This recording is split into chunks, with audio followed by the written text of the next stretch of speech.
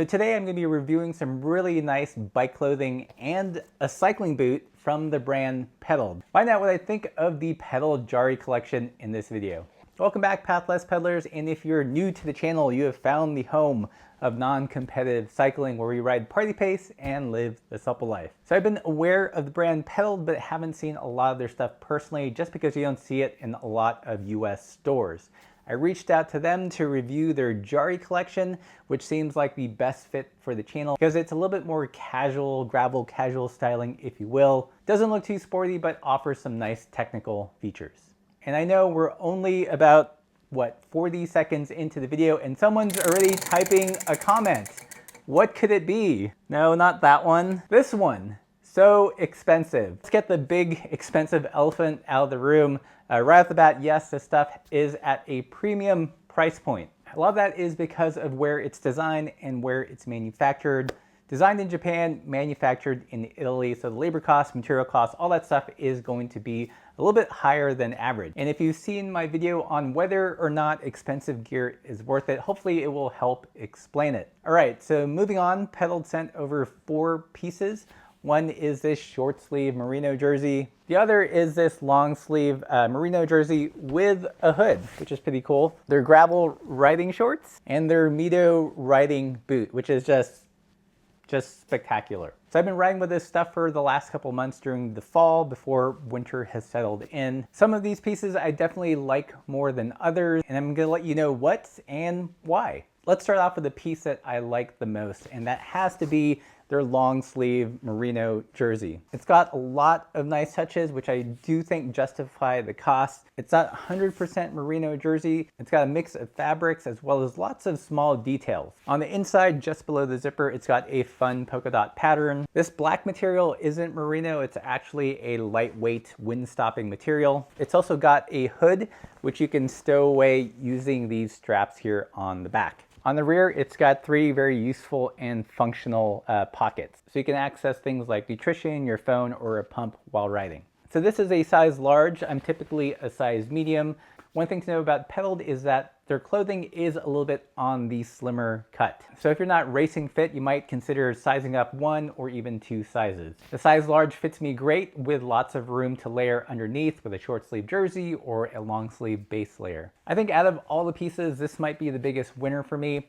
It's got a good balance of elasticity in the wool, and the wool is a little bit on the lighter side, but because of that, it doesn't fall prey to typical merino jerseys that get bogged down with sweat and start to get really heavy. A good example is this merino jersey by Surly, 100% merino. I love it. It's wool and it's cozy, but as you sweat, it does get a little bit heavier. As opposed to something like this, it maintains its form. The wind-stopping material does a pretty good job at keeping the chill out, but overall I would say that this jersey runs a little bit on the cooler side when compared to something that is 100% merino. This can be both good and bad. If you're riding in super cold weather, then probably something like the Surly is a better choice. But if you're doing a ride and you're doing harder efforts and are sweating a lot and don't want to sweat log the jersey, then this is the better choice for you. One thing I absolutely love about the long sleeve jersey is that it looks fairly casual. It almost looks like a tracksuit top. And because of that, I think you get more bang for your buck. But I've also been using it for trail running. This makes a great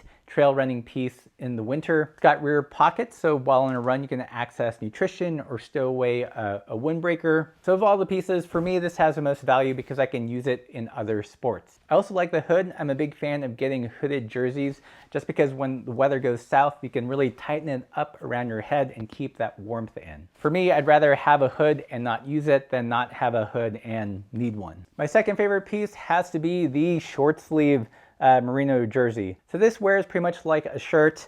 There's no rear pockets on this one. In the front, you've got 4 little dainty buttons, and it goes down fairly deep with the idea that, if you wanted, you could remove this off the top of your head without taking your helmet off. Again, this is full of nice little details. When you undo the buttons, there's again these little polka dots. The merino blend is nice and light and smooth. It has a really good hand feel, doesn't get too itchy. It's lighter than a pure merino wool, so you can ride this into the warmer months without getting too bogged down and sweaty. This is the gray one, and it's got kind of a heathered pattern with horizontal striping. Really nice, really classy. And again, another piece where you can wear this casually and you wouldn't look out of place. So love this one as well. This works great as a base layer when you combine it with the long sleeve jersey or on its own during those warmer months. And both of these, because they have a merino blend, don't stink. I probably shouldn't admit this, but I've not washed these since I received them several weeks ago, and still pretty stank free. Definitely on the spendy side, more like investment pieces, but I do appreciate that you can wear them off the bike so you can get a little bit more use out of them rather than a bright fluoro neon jersey where it just looks odd if you're not on a bicycle. So the next piece is your gravel short, and out of all the apparel, this one was probably the biggest miss for me. Mostly because of fit and elasticity. This one seemed to fit tighter than advertised for me. And there's actually not a whole lot of give in the material, so you have to get the fit just right. On the rear, there is this vent here for breathability.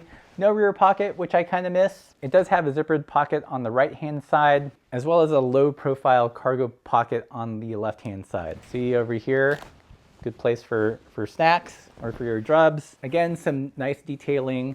This white stuff here is in a polka dot pattern, slightly tacky, so it doesn't ride down your back. So there is some elasticity to the short, but not as much as I would prefer. I also found that the leg holes were fairly small.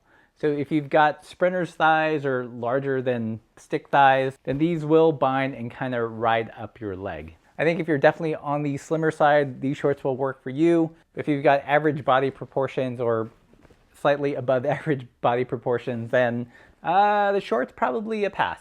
Okay, lastly, let's talk about this guy here. This is the Mido boot, and this is their vision of a riding boot. You can see it's based on a classic hiker design, something like a Danner. And it's hard to convey, probably even in video, but this leather is so supple and so plush. Like the construction, the materials of this boot are they're just bonkers. You'll notice it has a really grippy Vibram sole.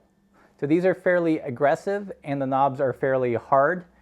And what's cool about this is, unlike a traditional hiker, you'll notice that it's fairly low profile. On the back here, it also has a cutout. So as you pedal, you have lots of foot movement, ankle flexion, and none of the boot is getting in the way. It does have a lot of eyelets, mostly eyelets, and you'll notice the profile here does come to a point. It's actually a fairly pointy shoe. And the reason they did that is they wanted to keep, I think, the width pretty svelte so it doesn't run into your cranks or what have you.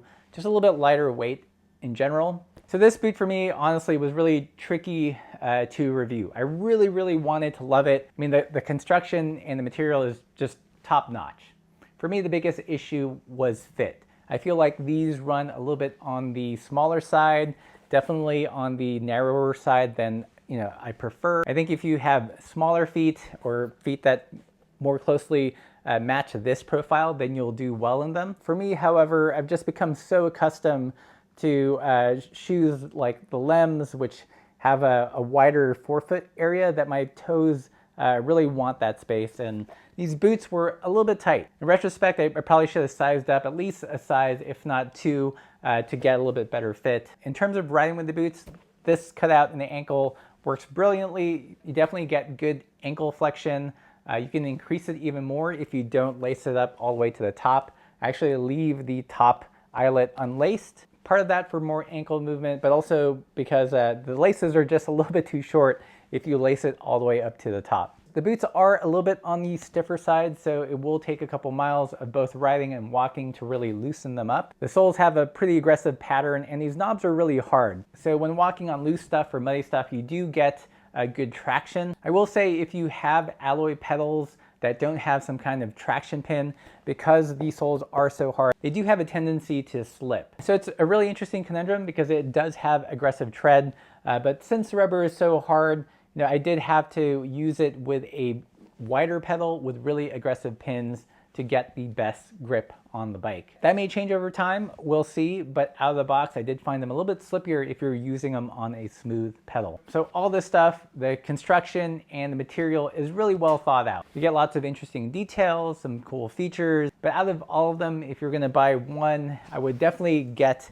the long sleeve hooded jersey. It's light, it breathes well, the aesthetics are such that you can use it for multiple sports. So if you're into cycling and running or even snowshoeing or other winter sports, then this has a lot of crossover, so you get more bang for buck, if you will. Second to that, love the short sleeve jersey, nice and breathable, works great as a base layer as well as its own layer in warmer months, and you can wear it casually. The shorts were a little bit of a pass for me, just not elastic enough, and I found the leg holes too narrow. And lastly, the boots. If you want to get the boots, I'd definitely size up, at least a size, especially if you have wide feet or are used to minimalist footwear. And also you want to pair it with a nice grippy pedal. So what do you guys think of this collection from PEdALED? Are any of you guys using their stuff? I've not seen it too much in the US. Actually, I can't think of a single store that's carried their line other than their hats. So it's really nice to see this stuff in person. It is on the spendy side, but beautifully made. If you like this review, you should definitely subscribe. We've got more reviews coming up in the next couple weeks. And as always, keep the supple side down.